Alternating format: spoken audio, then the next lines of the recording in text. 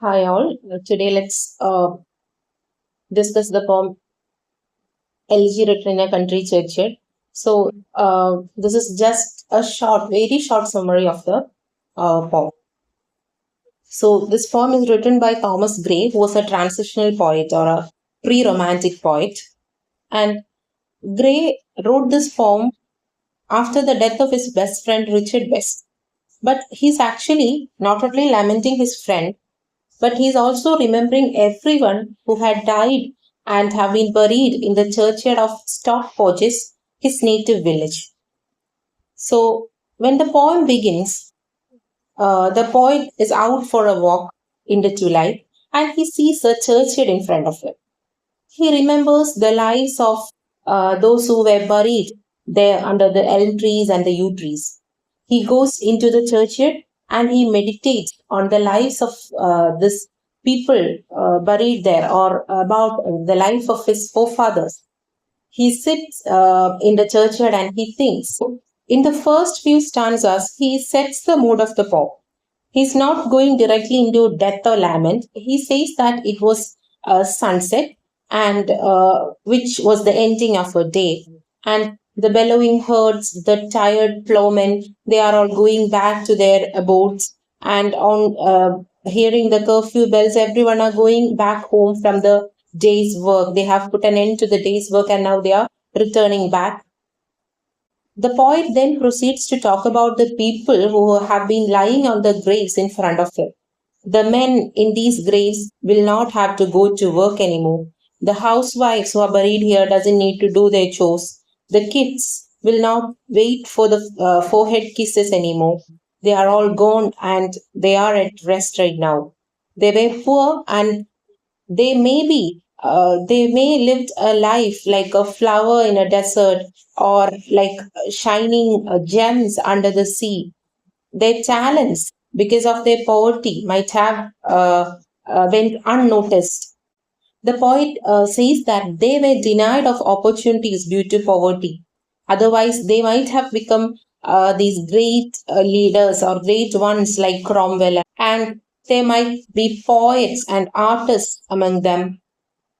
Because of the lack of proper nourishment, they have died without any accomplishments in their life.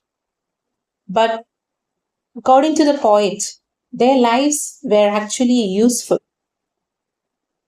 He goes on to say that they should not be marked for anything by the rich people.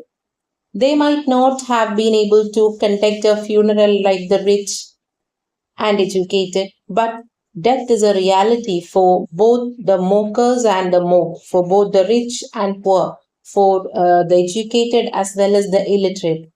Death is a reality for everyone.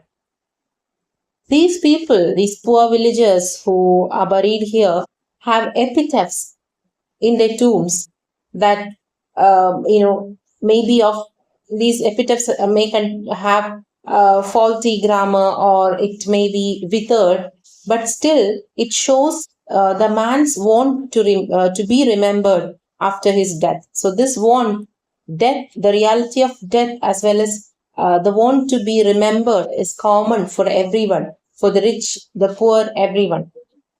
Then the poet talks about his own death. He says that one day another kindred spirit like him may see his tomb, this poet's tomb, and ask the villagers about him.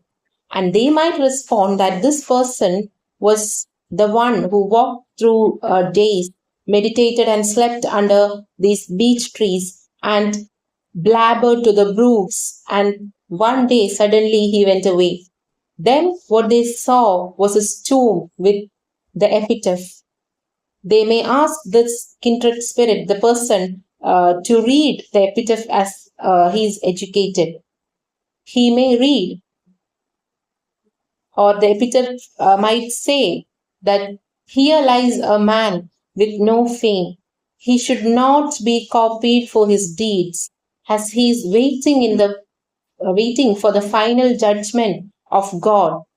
So the poet imagines that these might be the words written in his own epitaph. So the poem talks about the futility of death and how death is same for everyone, both the rich, the poor, the educated, and illiterate. So the main themes can be the universality of death, social class and value, the passage of time, the want of men to be remembered after death. These can all be the themes in this. This is actually only a very small summary of this poem, a very quick gist. Hope this helps you. Thank you.